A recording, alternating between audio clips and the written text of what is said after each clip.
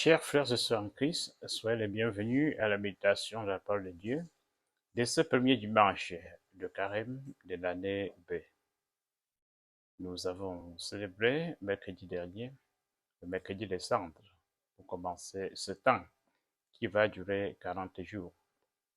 C'est un temps qui trouve la référence dans la Bible, mais aussi bien dans la tradition africaine.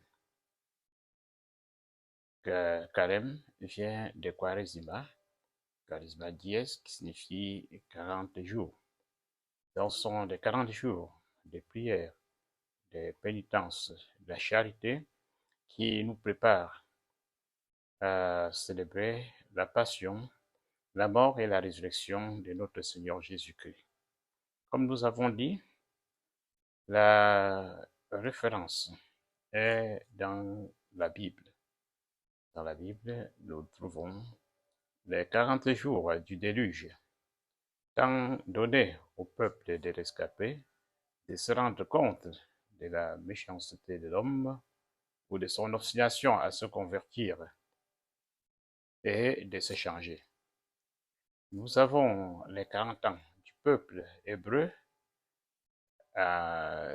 depuis la sortie de l'esclavage d'Égypte jusqu'à son entrée en terre promise, dans des tribulations, des souffrances, mais aussi temps où Israël découvre des exploits de Dieu et reconnaît en lui son Dieu libérateur, qui fait de lui un peuple et lui donne une constitution.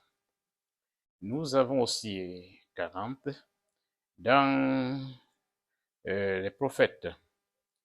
C'est le temps que le prophète Élie a passé au désert, à Horeb, où il est parti découragé, mais il va rencontrer le Seigneur et revenir revigoré.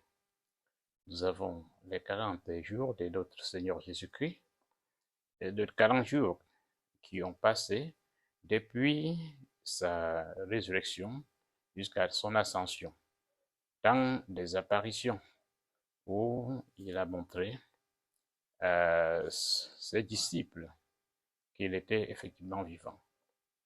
Et nous disions que aussi dans la tradition africaine, nous avons ce temps. D'abord le lieu des montagnes. Montagne, dans la tradition, c'est un lieu sacré, comme chez le peuple juif. Chez le peuple juif, c'est le lieu qui nous rapproche plus de Dieu. Dans la tradition africaine, c'est le lieu où habitent les esprits bienveillants et malveillants. Lieu également des prières, des sacrifices, beaucoup de sanctuaires se trouvaient au temps de nos pères sur les montagnes.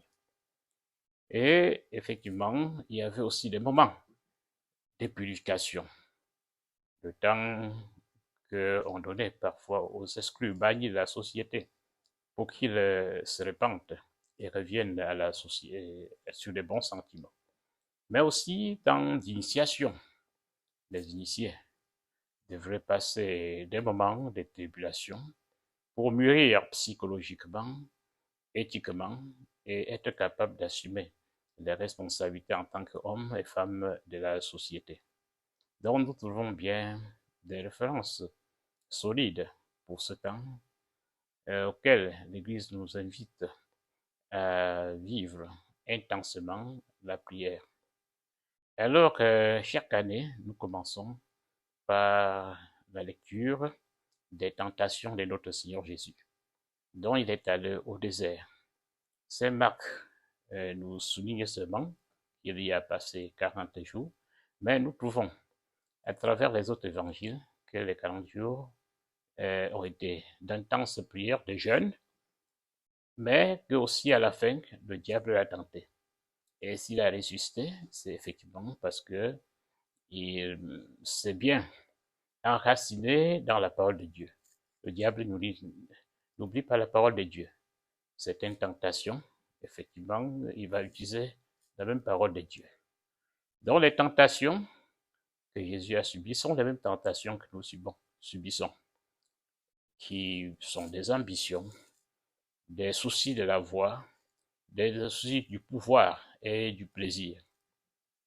Saint Marc ne nous raconte pas, mais nous connaissons à travers Matthieu et Luc que ce sont trois tentations. Alors, le premier, il dit, le Christ a eu faim, et il dit, ben, si tu es vraiment le Fils de Dieu, transforme ces pierres en pain. Et le Christ doit utiliser la parole de Dieu pour taire le diable, en disant, l'homme ne doit pas vivre uniquement du pain, mais aussi la bonne parole qui sort de la bouche de Dieu. Et deuxièmement, il amène sur une haute montagne et lui faut voir les royaumes de la terre. Il lui dit, si tu agenouilles, il te donnerai ce royaume. Et il lui dira, tu ne tenteras pas le Seigneur ton Dieu.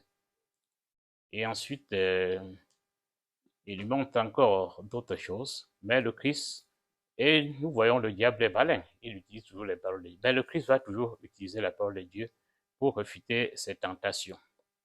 Alors ce temps nous est donné aussi pour nous purifier, pour suivre, mettre nos pas dans les pas du Christ, aller au désert. Le désert, c'est notre cœur, entrer dans les profondeurs. C'est le lieu, effectivement, où nous avons des tentations, mais aussi le lieu où nous rencontrons Dieu dans son intimité. Donc nous sommes invités à entrer dans notre cœur pendant ce temps pour rencontrer le Seigneur, nous revigorer et nous préparer bien à la célébration de sa mort et sa résurrection. Alors, frères et sœurs, nous vous souhaitons un heureux carême et vous donnons rendez-vous pour dimanche prochain.